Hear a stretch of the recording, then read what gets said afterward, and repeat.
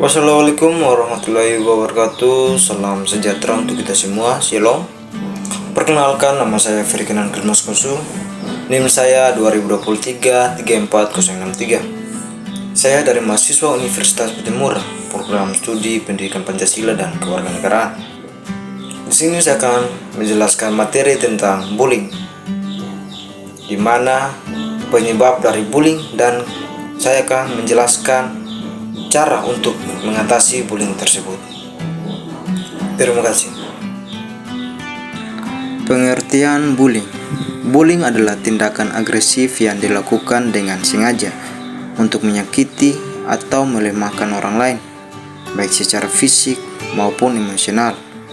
Seseorang yang melakukan bullying biasanya karena merasa memiliki kekuasaan, hak empati, atau ingin mendominasi. Penyebab seseorang melakukan bullying. Pertama, faktor lingkungan dan kekeluargaan.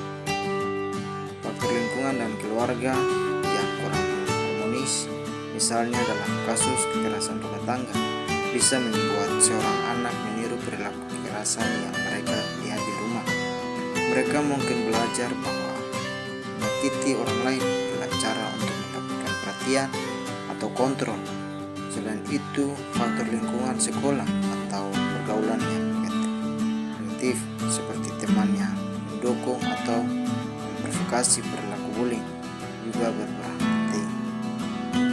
Yang kedua, ingin menjadi populer atau mendapatkan penerimaan.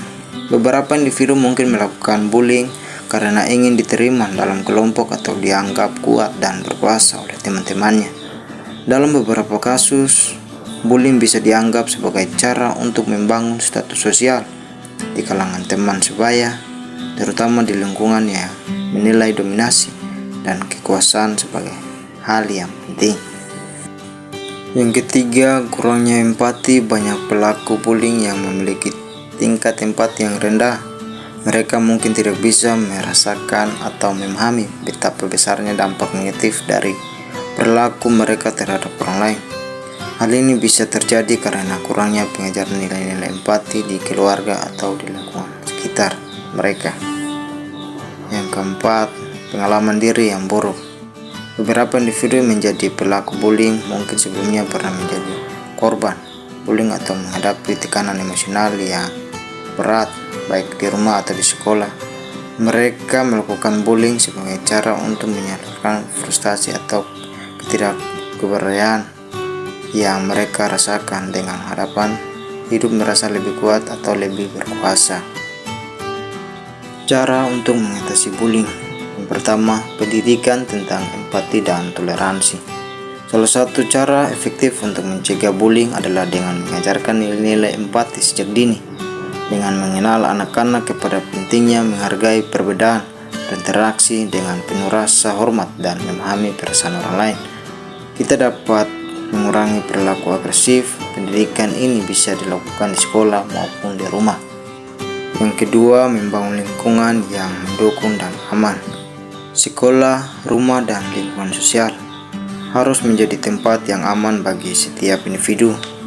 Program anti-bullying yang dijalankan oleh pihak sekolah perlu melibatkan semua elemen, termasuk guru, siswa, dan orang tua, untuk menciptakan atmosfer yang bebas dari intimidasi. Lingkungan yang mendukung akan minimalisir terjadinya bullying karena orang akan merasa aman untuk melaporkan jika mereka menjadi korban.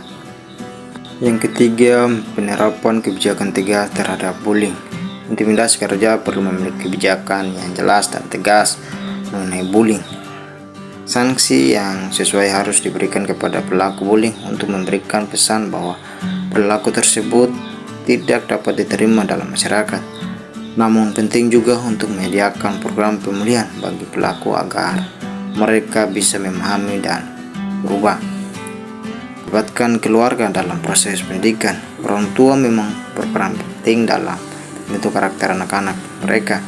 Pendidikan karakter yang mengajarkan pentingnya menghargai orang lain, mengelola perasaan dengan sehat, dan memiliki rasa tanggung jawab harus dimulai di rumah. Orang tua juga peka terhadap perubahan perilaku anak mereka yang memiliki menunjukkan adanya masalah di sekolah atau dalam pergaulan.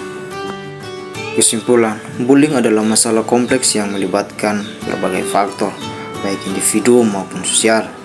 Untuk mengatasinya, dibutuhkan upaya yang terintegrasi antar pendidikan, kebijaksanaan yang jelas, serta didukung dari semua pihak, tidak hanya korban yang perlu mendapatkan perhatian, tetapi juga pelaku bullying harus memberikan kesepakatan untuk belajar dan berubah dengan upaya bersama.